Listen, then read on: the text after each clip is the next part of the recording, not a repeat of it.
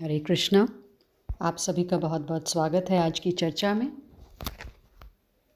कुछ दिनों से खबर मिल रही है पूरे विश्व भर से कि यहाँ इतने लोगों की मृत्यु हो गई कोरोना वायरस की वजह से।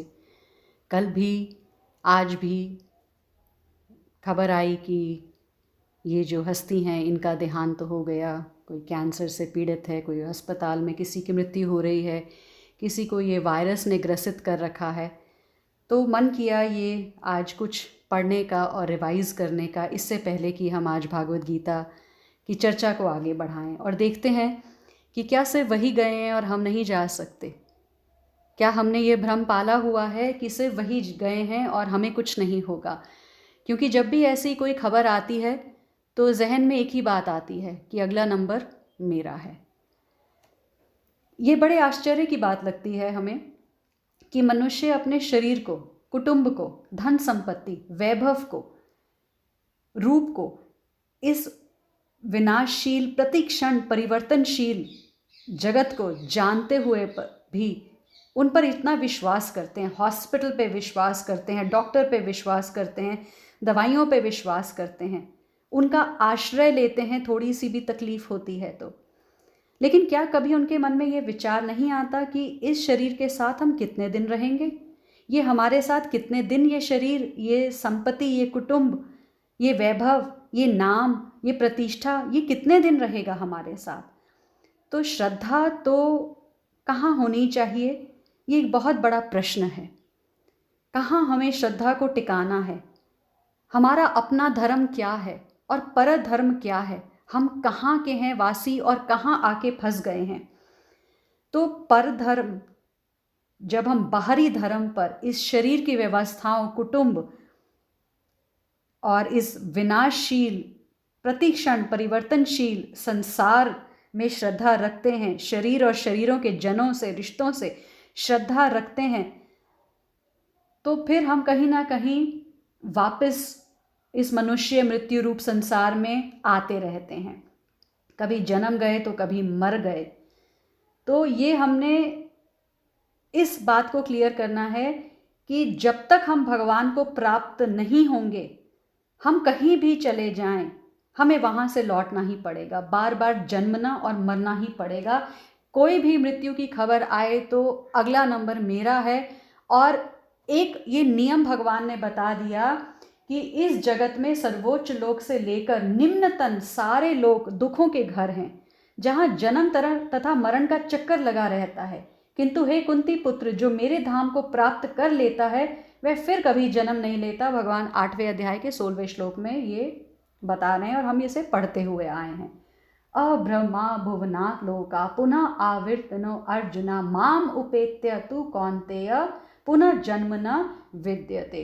तो कहने का मतलब है कि भगवान को बिना पाए मेरी जान यहाँ से छूटने वाली नहीं है, मुझे फिर इस मृत्यु संसार में आना पड़ेगा, मरना पड़ेगा, फिर जन्म लेना पड़ेगा। तो ये भी हमने सुना है अभी तक भागवत गीता के अध्ययन से कि ये जो मनुष्य शरीर है केवल परमात्मा की प्राप्ति के लिए ही मिला है। जैसे हम बच्चों को कहते हैं कि ये जो 2-4 साल हैं तुम्हें पढ़ाई के लिए मिले हैं, अपना जीवन बना लो, तो ऐसे ही मनुष्य जीवन हमें परमात्मा की प्राप्ति के लिए प्राप्त हुआ है, मिला है। भगवान ने कृपा करके सब कुछ कर्म फलों को स्थगित करके मुक्ति का अवसर दिया है। भगवान कहते हैं अहम त्वाम सर्व पापेभ्यो, मैं तेरे सभी पापों को क्षमा कर दूंगा, मेरी शरण में आ जा, मुक्त हो जाए इस जन्म मरण के चक्रव्यूह से। तो ऐसे अवसर को प्राप्त होने के बावजूद भी अगर हम जन्म मरण की परंपरा में चले जाते हैं तो आप सोचिए भगवान को कितना दुख होता है। आप अपने बच्चे को सभी सुविधाएं दे रहे हैं कि वो अच्छे नंबरों से पास हो, अच्छी पढ़ाई करे, और फिर भी वो गलत दिशा में चला जाए तो आपको कितना दुख होगा।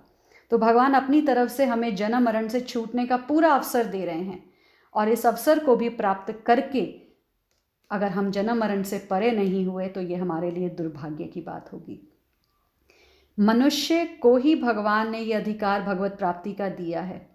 मनुष्य ही भगवान की ओर चल सकता है, भगवान को प्राप्त कर सकता है। ऐसी बुद्धि, ऐसा विवेक, ऐसा ज्ञान, ऐसे कर्मों का सहारा, सत्संग का सहारा मनुष्य ही ले सकता है। और भगवान को प्राप्त हो सकता है। भगवान कहते हैं माम प्राप्य, मुझे प्राप्त कर सकता है। यहाँ तक कि दुराचारी से दुराचारी भी भक्त बन सकता है, धर्मात्मा बन सकता है। ये हम भागवत गीता में पढ़ते हुए आए हैं। यहाँ मैं आपको एक कहानी सुनाना चाहूँगी। एक शहर था, उसके चारों ओर ऊंची ऊंची दीवारें बनी हुई थी और शहर से बाहर निकलने के लिए एक ही दरवाज़ा था। और एक नेत्रहीन व्यक्ति वहाँ से बाहर निकलना चाहते थे तो वो क्या करते थे, एक हाथ से लाठी का सहारा और एक हाथ से दीवार का सहारा लेते हुए चलते जा रहे थे। चलते चलते जब बाहर जाने का दरवाज़ा आया, उसी क्षण उनके माथे पर खुजली होने लगी। और उसने क्या किया, उन नेत्रहीन पुरुष ने, उन्होंने अपने हाथ से खुजलाना शुरू किया और दूसरे हाथ से लाठी के सहारे से चलते रहे। तो क्या हुआ, दरवाज़ा निकल गया, क्योंकि हाथ माथे पर था, खुजली कर रहा था। और उसका हाथ जब उसने खुजली करके हटाया तो फिर लगाया तो वहाँ दीवार थी, क्योंकि जब दरवाज़ा आया तो खुजली कर रहा था। तो इस तरह चलते चलते जब दरवाज़ा आता तब कुछ ना कुछ ऐसा हो जाता कि वो दरवाज़ा निकल जाता।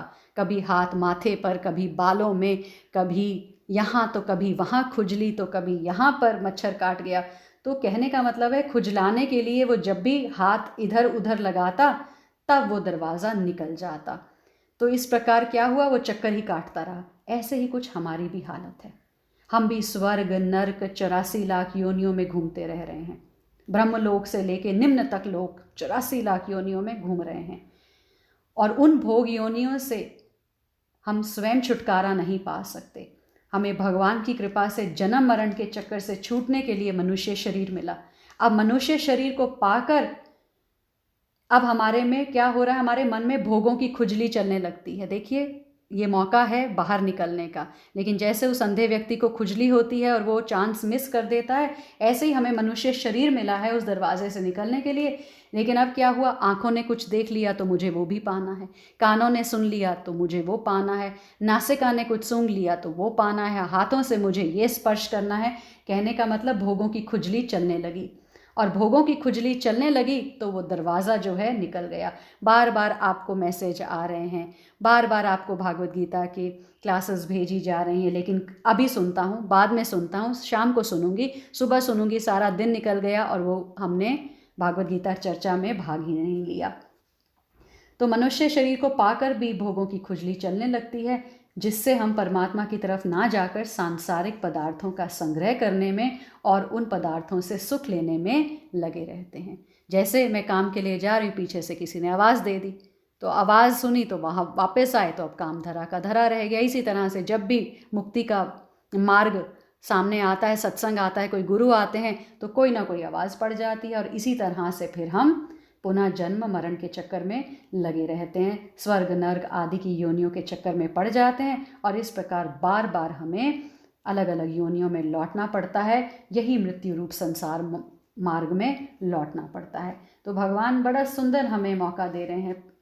हम चाहे स्वर्ग में जाएं, चाहे नर्क में जाएं, चाहे 84 लाख योनियों में कहीं भी जाएं, तो भी हमारा परमात्मा से कभी वियोग नहीं होता, क्योंकि हम परमात्मा के अंश हैं। भगवान कहते हैं ममेवांशो, तुम मेरे अंश हो। परमात्मा का साथ नहीं छूट सकता। परमात्मा सभी योनियों में हमारे साथ हैं। सुहृदम सर्वभूता नाम बन के वो हमारे हृदय में विराजमान है।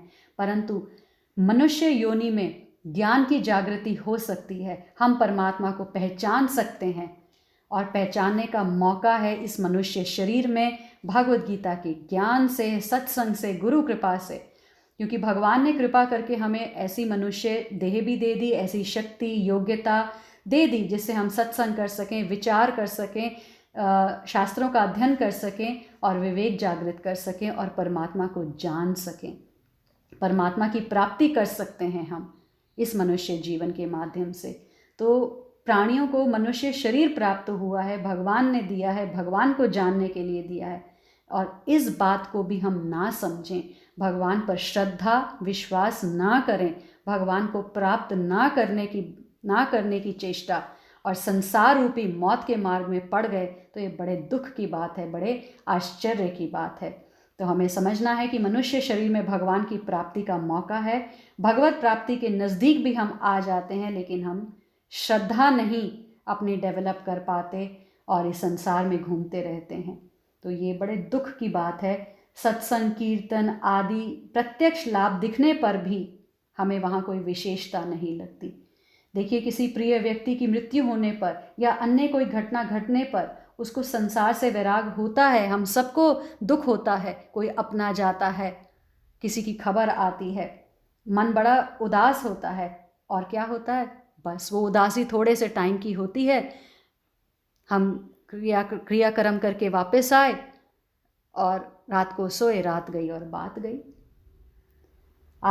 मैं आपको यहाँ पर एक उदाहरण देना चाहूँगी। कौरवों की सभा में जब द्रौपदी महारानी का चीरहरण करने की चेष्टा की गई, तब देखिए वहाँ पर पीताम्बर का ढेर लग गया और दुशासन द्रौपदी को किंचन मात्र भी हाथ नहीं लगा पाया, नग्न नहीं कर सका। इतना बड़ा चमत्कार प्रत्यक्ष देखने पर भी कौरवों को चेत नहीं हुआ, उनकी श्रद्धा नहीं जागी भगवान में। तो फिर हमारी अपने किसी की मृत्यु होने पर कैसे चेतना जागृत हो सकती है? सोचिए, सोचने वाली बात है, क्योंकि हमारी बुद्धि तामसी है, अशुद्ध है। ऐसी भगवान की घटनाएं, इतनी सुंदर लीलाओं का भी हम पर कोई असर नहीं पड़ता, हमारी श्रद्धा नहीं जागृत होती, हमें सब उल्टा ही उल्टा दिखता है। तो ऐसे अगर हम अश्रद्धालु बने रहे तो हम क्या करेंगे? भगवान के मार्ग को, प्रेम मार्ग को छोड़कर इस मृत्यु के मार्ग पे चलते रहेंगे और हमें सिर्फ केवल मृत्यु ही मृत्यु मिलेगी।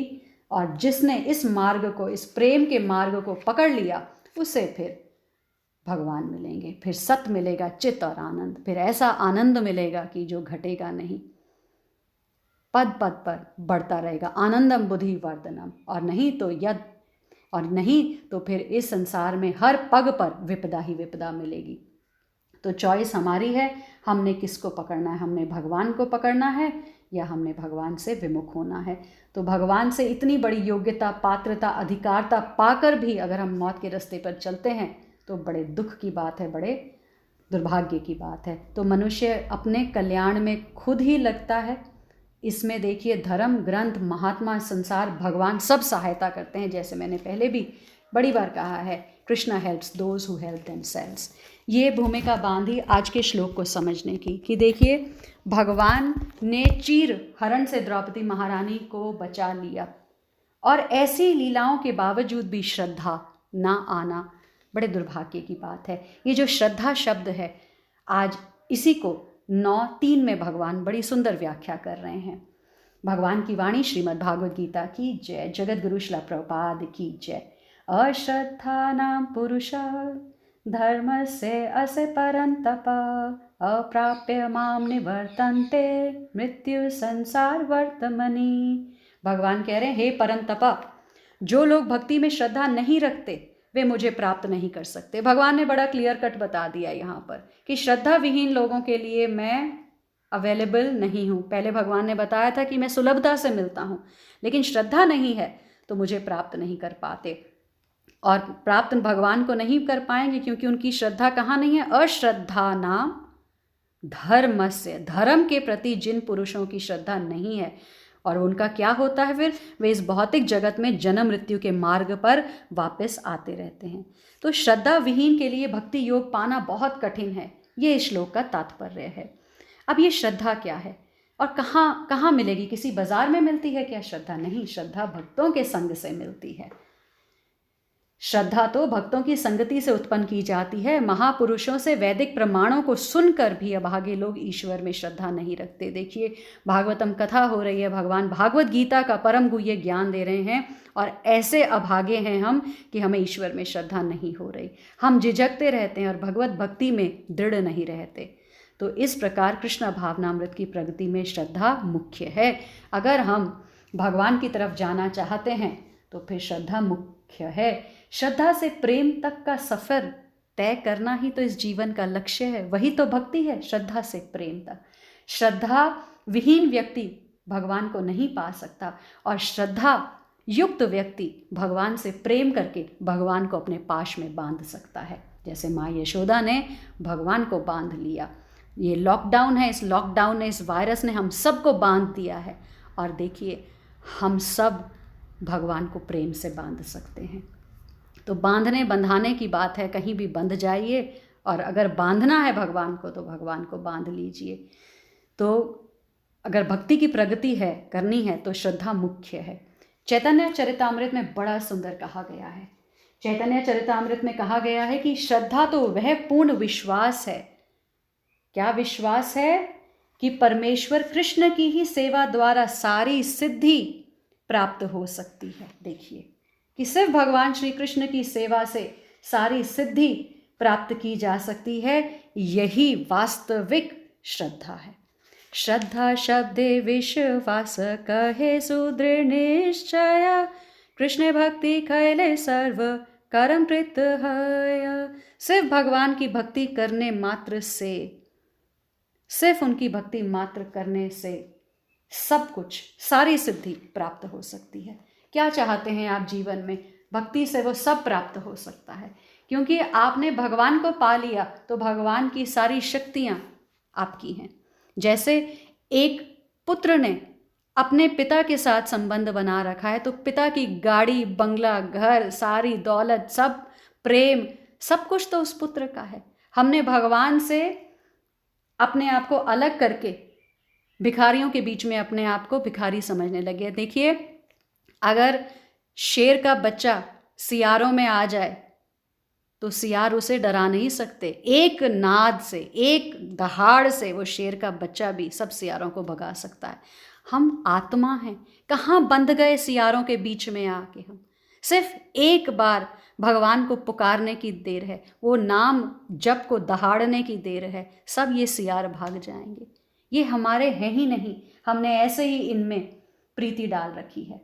तो श्रीमद् भागवतम में हमने ये पहले भी श्लोक पढ़ा है 4:31-14 में कि वृक्ष की जड़ जो है उसको सींचने से उसकी डाली, टहनी, पत्तियां तुष्ट हो जाती हैं, और ऐसे ही अमाशय पेट में भोजन प्रदान करने से शरीर की सारी इंद्रियां तृप्त होती हैं।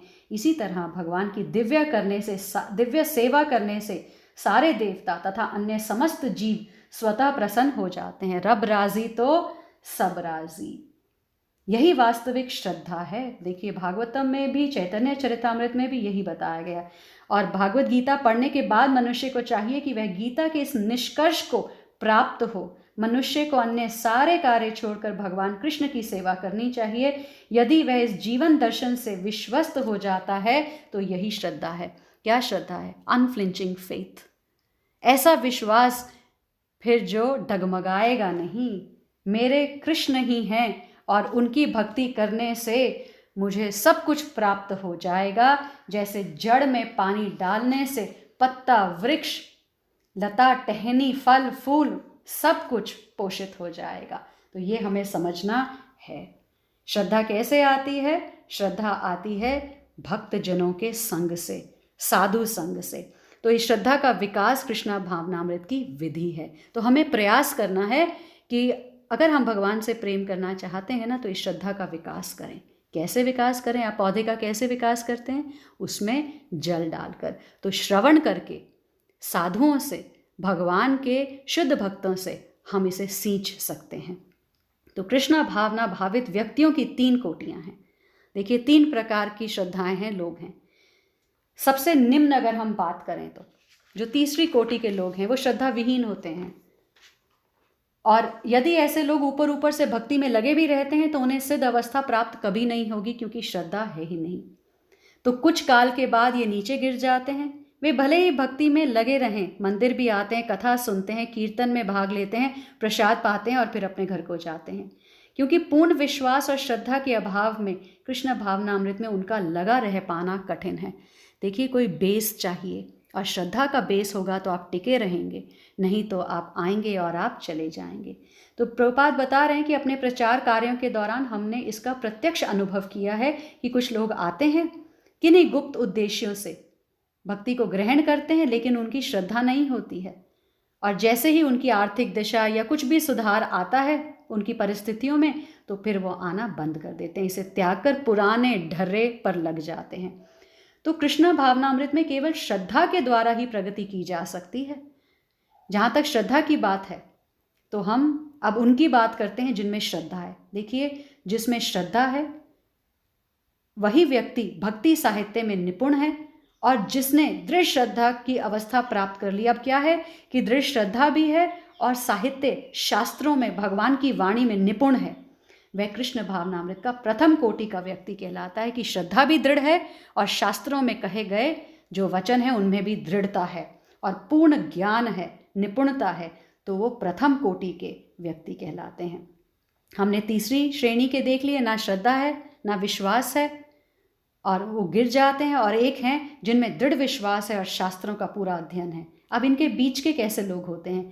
दूसरी कोटि में वे व्यक्ति आते हैं जिन्हें भक्ति शास्त्रों का ज्ञान नहीं है, उन्होंने बहुत ग्रंथ नहीं पढ़े, लेकिन क्या किया है, 2.5 अक्षर प्रेम के पढ़े सो पंडित होए। उन्होंने पोथे नहीं पढ़े लेकिन भगवान के साथ प्रेम है, तो उनका दृढ़ विश्वास है, श्रद्धा है, और ये उन्हें पूर्ण विश्वास है कि भगवान ही सर्वश्रेष्ठ हैं, भक्ति का मार्ग ही सर्वश्रेष्ठ है, और वो इसे ग्रहण करते हैं। वो पंडिताई नहीं झाड़ते, बस प्रेम है भगवान से। तो इस प्रकार वे उन लोगों से तो बहुत श्रेष्ठ हैं जिन्हें ना तो शास्त्रों का ज्ञान है और ना ही श्रद्धा है, अपितु संगति तथा सरलता के द्वारा वे उसका पालन करते हैं। तो ये क्या करते हैं, ये साधु संग करते हैं और बड़े सरलता से ये पालन करते हैं भक्ति के नियमों का। तो जो तृतीय कोटि के व्यक्ति कृष्ण भावनामृत से च्युत हो सकते हैं, वो बाहर जा सकते हैं, पतन हो सकता है, क्योंकि ना तो उन्हें श्रद्धा है और ना ही शास्त्रों का अध्ययन करते हैं। लेकिन जो द्वितीय कोटि के व्यक्ति हैं, जिन्हें शास्त्रों का तो बहुत ज्ञान नहीं है लेकिन 2.5 अक्षर प्रेम के उनको पता है, तो ऐसा व्यक्ति का कभी पतन नहीं होगा। प्रथम कोटि के लोग के च्युत होने का तो प्रश्न ही नहीं उठता, क्योंकि उन्हें दृढ़ श्रद्धा है, शास्त्रों में निपुणता भी है। तो ऐसे लोग निश्चित रूप से प्रगति करके अंत में अभीष्ट फल प्राप्त करते हैं। और जो तीसरी श्रेणी के व्यक्ति को यह श्रद्धा तो रहती है कि कृष्ण की भक्ति उत्तम होती है, किंतु भागवत गीता, गीता जैसे शास्त्रों में उसे कृष्ण का पर्याप्त ज्ञान नहीं हो पाता, क्योंकि हम बैठते सुनते ही नहीं हैं, हमें श्रद्धा ही नहीं होती। भगवान की लीलाओं का गायन हो रहा है और हमारे मन में प्रश्न आता है, अच्छा ऐसे भी हो सकता है, ऐसा हुआ होगा, चीरहरण हुआ होगा, भगवान ने बचाया होगा, गोवर्धन पर्वत क्या उठा लिया होगा। प्रश्न, संदेह, और जहाँ संदेह है, जहाँ बादल है, वहाँ फिर आप सूर्य को कैसे देखेंगे। तो कृष्ण भावना अमृत के प्रति श्रद्धा भी 3 अवस्थाओं में विभाजित है, और इसमें आगे श्रीमद् भागवतम में इसका वर्णन आएगा। भागवत के 11वें स्कंद में प्रथम, द्वितीय तथा तृतीय कोटि की आस्तिकता अभी वर्णन हुआ है, वो हम अभी उस आस्तिकता की बात नहीं करेंगे। जो लोग कृष्ण के विषय में तथा भक्ति की श्रेष्ठता सुनकर भी श्रद्धा नहीं रखते और ये सोचते हैं कि ये मात्र प्रशंसा है, उन्हें यह मार्ग अत्यधिक कठिन जान पड़ता है। तो श्रद्धा को तो विकसित करना है साधु संग में, श्रवण से, कीर्तन से। भले ही वे ऊपर से भक्ति में रत क्यों ना हो, उन्हें सिद्धि प्राप्त होने की बहुत कम आशा है अगर श्रद्धा नहीं है। तो इस प्रकार भक्ति करने के लिए श्रद्धा परम आवश्यक है, ये हमें समझना होगा।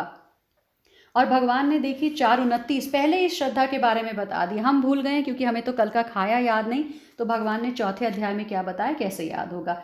4:29 और 4:40 में भगवान ऑलरेडी ये बता चुके हैं।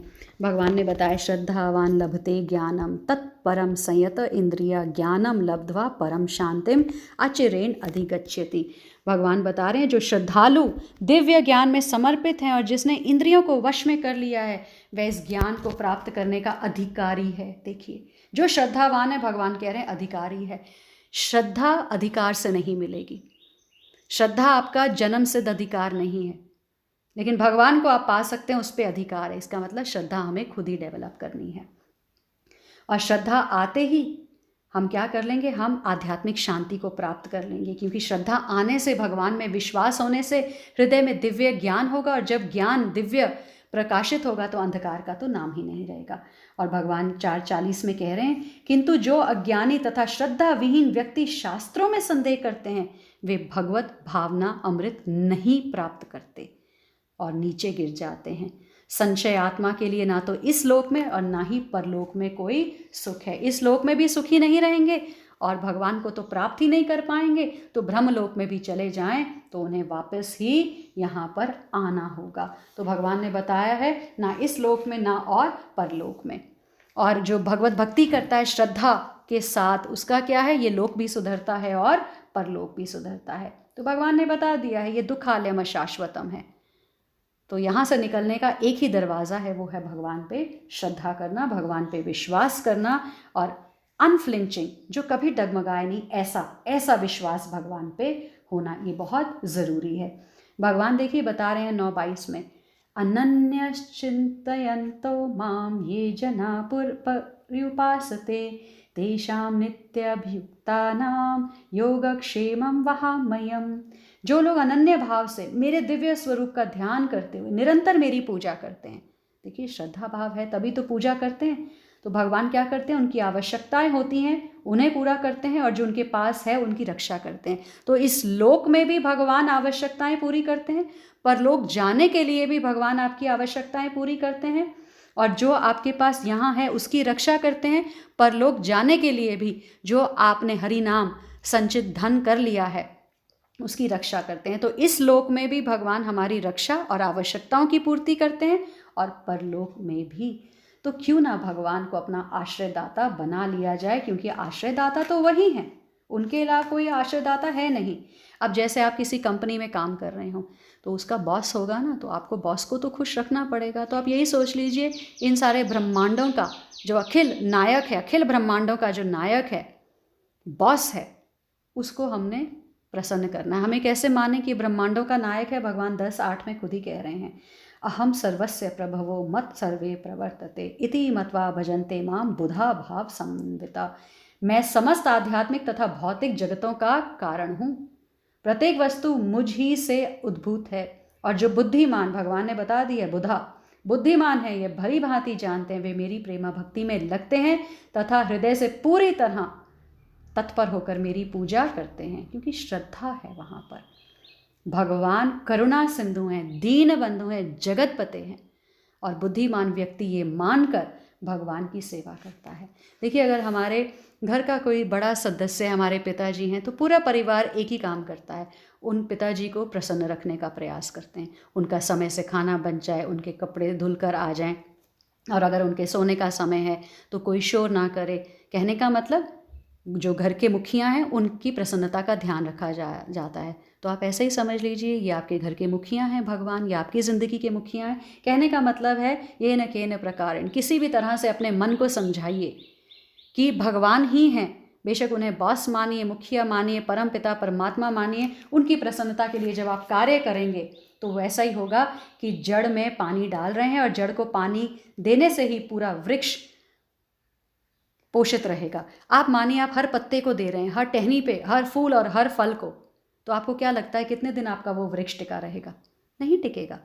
बिना जड़ में पानी डाले वो वृक्ष टिका नहीं रहेगा। इसी तरह से जीवन क्या क्षणभंगुर है। आप जितने मर्जी रिश्ते नाते ड्यूटी सब निभाते रहिए, उनमें पानी डालते रहिए, और अगर जड़ सूख गई तो फिर क्या होगा? फिर जन्म मृत्यु लगा रहेगा। लेकिन अगर हम जड़ में पानी डालते रहे तो जैसे भगवान ने कहा, ये लोक भी और परलोक भी, यहाँ पर भी योगक्षेमम वहाम्यहम्, उस लोक में और इस लोक में फिर मेरी जिम्मेवारी बनती है। आपके घर कोई नौकर काम कर रहा है, कोई मुलाजिम काम कर रहा है, क्या उसकी दवा का, उसकी सेहत का, खान पीन का आप ध्यान नहीं रखते हैं? क्योंकि वो आपकी सेवा में लगा है। तो क्यों भगवान के लिए क्या कठिन है? भगवान अपने शुद्ध भक्तों की सेवा करते हैं, ध्यान रखते हैं उनका, उनसे प्रेम करते हैं। तो हमें समझना है, भगवान कह रहे हैं अहम सर्वस्य प्रभवो, तो स्वामी को संतुष्ट कर दिया तो सब संतुष्ट हो जाएंगे। फिर ऑफिस में आपको कोई कुछ कह थोड़ी सकता है। When the boss is happy then everything is right. तो ऐसे ही जब रब राजी है तो सब राजी है, हमें ये समझना है। तो आदव श्रद्धा से शुरू होता है, नहीं तो क्या बन के रह जाएगा? श्रम एव ही केवलम। हमने ये श्लोक श्रीमद् भागवतम में देखा है। देखिए, आप जितनी मर्जी अच्छे से अपने परिवार की, अपने काम काज की, अपनी जितनी भी ड्यूटीज़ हैं, आप कितना ही अच्छे से क्यों ना निभा लें। धर्म स्वनिष्ठ पुंसाम, आपका जो भी काम है आप उसे कितनी भी अच्छे से इस पूरी मानव जाति के लिए भी क्यों ना काम कर लें। विश्वक्सेना कथा सूयः नोत्पादेद यति रतिम। अगर आपको रति नहीं होती भगवान के श्री चरणों की सेवा में, उत्पादयेत यदि रतिम, नहीं रति होती आपको, तो आप जितना मर्जी संसार के लिए काम कर लीजिए, वो क्या है? वो श्रम एव ही केवलम, यूजलेस लेबर है वो। अगर आप अपनी पोजीशन के हिसाब से अपने नियत कर्मों को कितने भी अच्छे से कर लें, लेकिन उन कर्मों को करते हुए अगर आपको भगवान का ध्यान नहीं आ रहा, तो क्या है वो? श्रम एव ही केवलम है। आप उस नालायक पुत्र की तरह हैं कि आप गाड़ी, बंगला, सब कुछ जो आपको आपके पिता ने दिया है उसको खूब एंजॉय कर रहे हैं और आपको अपने पिता की याद नहीं आ रही। उस ऑफिस में बैठे हैं, घर में बैठे हैं, उस संपत्ति के मालिक बनकर बैठे हैं, उस दौलत को इस्तेमाल कर रहे हैं, लेकिन पिता की याद ना आए तो क्या है? श्रम एव ही केवलम। तो एक और बड़ा सुंदर श्लोक है 1-2-13, पहले स्कंद के दूसरे अध्याय 13वें नंबर श्लोक में बताया गया है, समसिद्धिर हरितोषणम। आपकी सिद्धि क्या है? हाईएस्ट परफेक्शन क्या है मनुष्य जीवन की? हरितोषणम। तोषणम का मतलब होता है खुश करना। हरितोषणम। अगर भगवान आपके कार्य से खुश हैं, आपसे खुश हैं, तो परम सिद्धि प्राप्त हो गई आपको। जैसे हमने वो कहानी सुनी है कि एक मोची है और एक ब्राह्मण है। तो मोची को तो इसी जीवन के अंत में भगवान मिलेंगे। श्रद्धा है, भगवान रीझ गए उस श्रद्धा से। ब्राह्मण में शास्त्रों का अध्ययन किया हुआ है, भगवान में श्रद्धा नहीं। कहते ऐसे कैसे हो सकता है नारद जी? मैं कथा पूरी नहीं सुना रही क्योंकि पहले सुनाई हुई है। ऐसे कैसे हो सकता है कि सुई की आंख में से हाथी भगवान निकाल सकते हैं? श्रद्धा नहीं है ना। और उधर वही मोची जो शूद्र है वो कहते हैं मुझे भगवान इसी जन्म के बाद मिल जाएंगे। हे नारद मुनि, ये तो आपकी वजह से हुआ है, क्योंकि मैंने आप जैसे शुद्ध भक्त का चेहरा ही देख लिया, आपकी मुझे संगति मिल गई।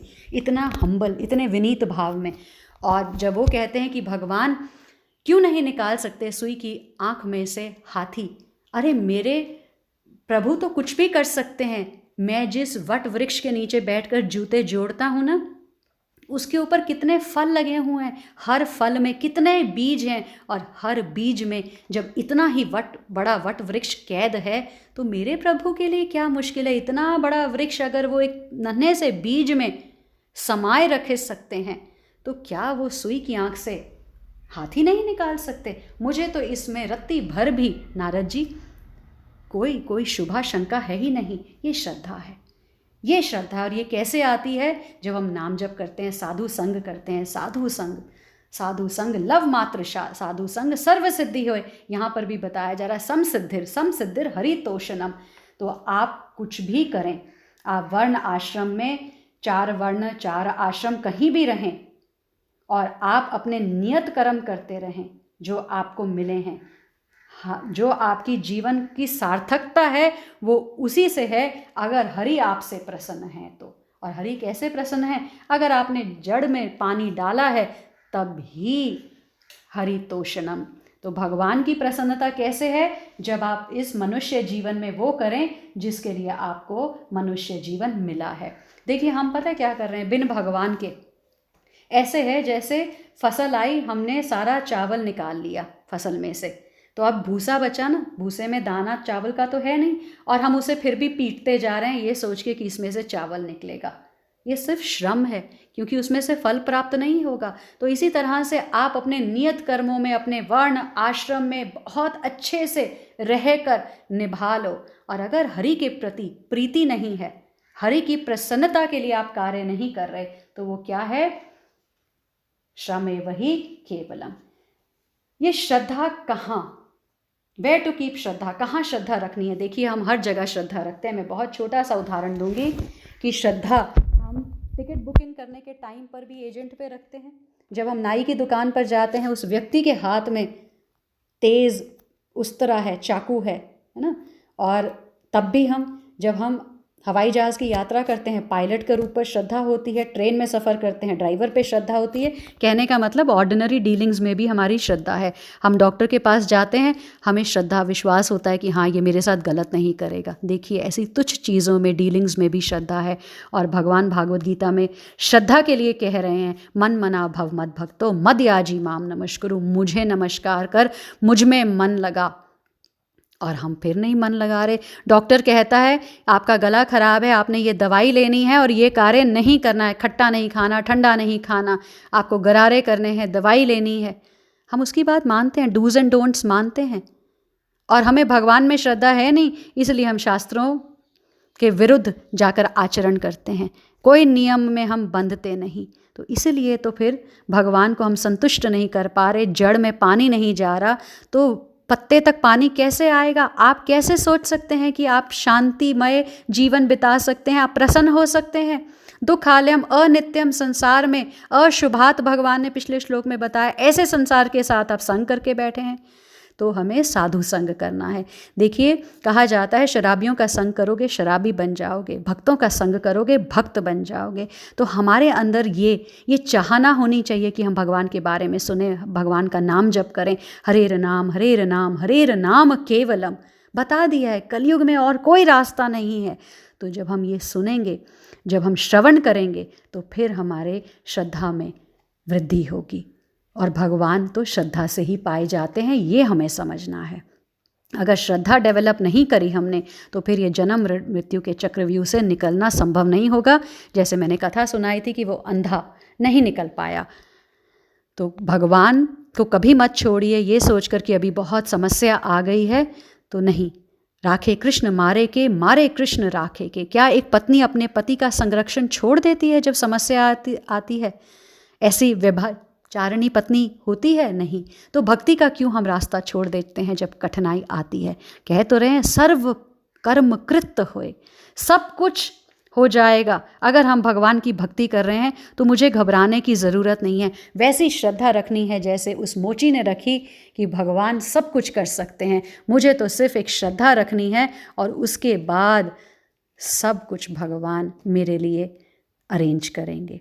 आज के लिए इतना ही। आप सभी का बहुत बहुत धन्यवाद। हरे कृष्णा।